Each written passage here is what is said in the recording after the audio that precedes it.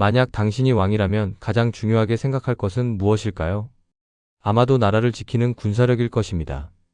오늘 우리는 피의 찬탈자였지만 동시에 조선을 군사 강국으로 만든 군주, 세조의 가장 위대한 업적인 군사제도 개혁을 파헤쳐 봅니다.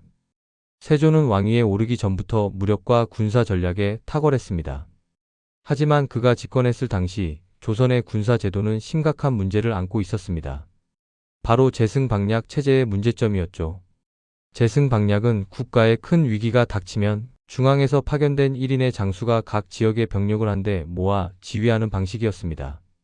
마치 전국 연합군을 만들어 싸우는 것과 같습니다. 이 방식은 효율적일 때는 강력했지만 치명적인 약점이 있었습니다. 첫째, 중앙군이 도착하기 전에 적이 침입하면 초기 방어가 불가능했습니다. 둘째, 병력이 한 곳에 모여야만 싸울 수 있으므로 각 지역이 동시에 공격받으면 속수무책이었습니다. 특히 세조 시기 북쪽으로는 여진족, 남쪽으로는 왜구의 침입 위협이 끊이지 않았습니다. 특히 북방의 국경 방어는 조선의 생존이 걸린 문제였습니다.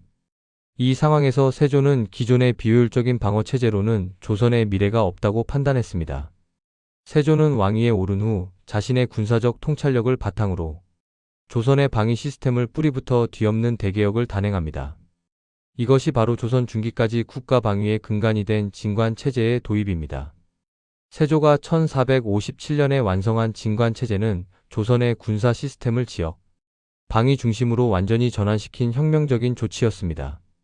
진관은 말 그대로 진을 설치하여 관할하는 체제라는 뜻입니다. 핵심은 각 지역 스스로 적을 방어하고 격퇴하는 자위 방어입니다. 진관체제의 구조는 매우 치밀하고 계층적이었습니다. 첫째, 거진, 가장 큰 중심 진영입니다. 예를 들어 각도의 병마절도사나 수군절도사가 주둔하며 관할 지역 전체의 군사를 통솔하는 최상위 사령부 역할을 했습니다. 둘째, 제진, 거진 아래에 있는 중간 규모의 진영입니다. 각 지역의 고을 9년 단위로 설치되었으며 수령 군수나 현감이 지휘관을 겸했습니다. 셋째, 진, 최전방의 작은 방위 단위입니다. 이 세 가지 계층의 진은 거미줄처럼 연결되었습니다. 한 지역이 공격을 받으면 중앙군을 기다릴 필요 없이 주변 지역의 제진과 거진이 즉시 지원을 와서 함께 싸우는 방식이었습니다.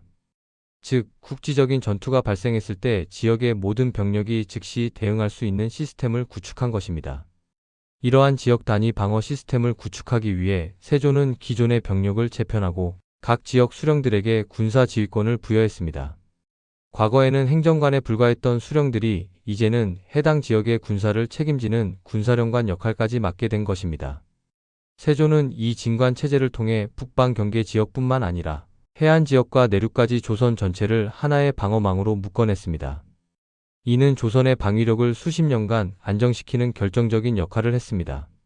진관 체제가 조선 역사상 가장 성공적인 군사 개혁으로 평가받는 데는 몇 가지 핵심적인 장점이 있었습니다. 첫째, 신속한 대응 능력입니다. 적이 예상치 못한 시간에 침입했을 때 재승방략처럼 중앙에서 장수가 내려오기를 기다릴 필요가 없습니다. 공격받은 지역의 수령이 즉시 병력을 소집하고 주변의 진에서 지원을 받아 초기 방어를 해냈습니다. 이는 특히 왜구나 여진족처럼 기동성이 뛰어난 적을 상대하는 데 필수적이었습니다. 둘째, 지형의 이점을 극대화했습니다. 각 지역의 병사들은 자신이 살던 지역의 지형과 길을 누구보다 잘 알고 있습니다. 이들은 지역 방어에 최적화된 매복, 유격, 방어시설 활용 등 맞춤형 전투를 수행할 수 있었습니다. 마치 현대의 향토 예비군처럼 자신의 고향을 지킨다는 사명감도 강했습니다. 셋째, 중앙군 의존도를 낮췄습니다. 중앙군이 주력이 아니었기 때문에 중앙의 재정 부담을 줄이고 중앙군을 더 중요한 수도 방위나 대규모 원정 작전에 집중시킬 수 있었습니다. 이는 군사 자원의 효율적인 배분으로 이어졌습니다. 세조는 이 개혁을 관철하기 위해 직접 군사 훈련에 참여하고 무기 개발을 독려했으며 병법서인 병장도설 등을 편찬하는 등 군사제도 정비에 강력한 리더십을 발휘했습니다. 진관체제는 세조의 손에서 완성된 후 임진왜란 직전까지 약 150여 년간 조선의 기본적인 방어 시스템으로 기능했습니다. 진관체제는 완벽했을까요? 아쉽게도 모든 제도가 그렇듯 시대의 변화를 따라가지 못하는 한계를 드러냈습니다. 첫째, 수령의 자질에 의존하는 문제입니다. 진관 체제에서 각 지역의 수령은 행정과 군사를 모두 책임지는 막강한 권한을 가졌습니다. 하지만 수령의 군사적 지휘 능력이 부족하거나 문관 출신 수령이 군사를 경시하는 경향이 생기면서 진관의 방어력이 약해지기 시작했습니다. 둘째, 장기적인 훈련 부족입니다. 평시에는 농사를 짓고 생업에 종사하다가 유사시에만 소집되는 군사들이 많았기 때문에 중앙군에 비해 체계적이고 장기적인 훈련을 유지하기 어려웠습니다. 시간이 흐를수록 군사들의 기강은 해이해졌고 정규군으로서의 전투력이 떨어졌습니다. 결국 이러한 문제점은 16세기 후반 임진왜란 때 치명적인 결과를 초래했습니다. 1592년 일본군이 대규모로 침입했을 때 조선의 방어 시스템은 여전히 진관 체제와 재승 방략이 혼재된 상태였습니다. 특히 남부 지방의 진관들은 일본군의 압도적인 전력과 속도에 맞설 만한 단독 전투력을 상실한 상태였습니다. 지역의 군사들이 뿔뿔이 흩어지거나 수령들이 도망치는 일이 발생하면서 진관 체제의 방어망은 속수무책으로 무너졌습니다. 중앙군이 파견되기를 기다리던 재승 방략의 문제와 지역군이 각계격 파당한 진관 체제의 문제가 동시에 드러난 것입니다. 임진왜란이라는 거대한 전쟁을 겪으며 조선은 진관 체제의 실패를 인정하고 류성룡의 주도로 훈련도감을 창설하는 등 새로운 중앙군 중심의 군사 개혁을 추진하게 됩니다. 이로써 세조가 완성했던 진관 체제는 역사 속으로 사라집니다.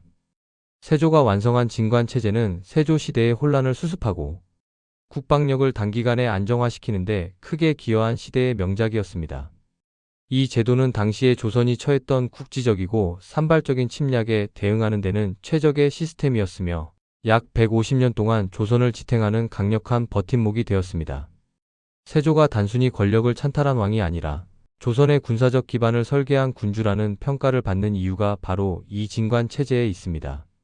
물론 이후 시대 변화와 관료들의 기강 해이로 인해 그 효율성을 잃고 역사 속으로 사라졌지만 지역 방위와 신속 대응이라는 진관 체제의 핵심 정신은 이후에도 조선 군사 전략에 깊은 영향을 미쳤습니다. 우리는 이 진관 체제를 통해 한 시대의 군사 제도가 단순히 무기나 병력의 숫자가 아니라 시대의 위협에 대한 정확한 분석과 통치자의 강력한 실행 의지가 결합될 때 성공할 수 있음을 깨닫게 됩니다. 세조가 만들어낸 조선의 철통 방위 시스템, 진관 체제의 이야기는 오늘날까지도 우리에게 군사 전략의 중요성을 되새기게 합니다.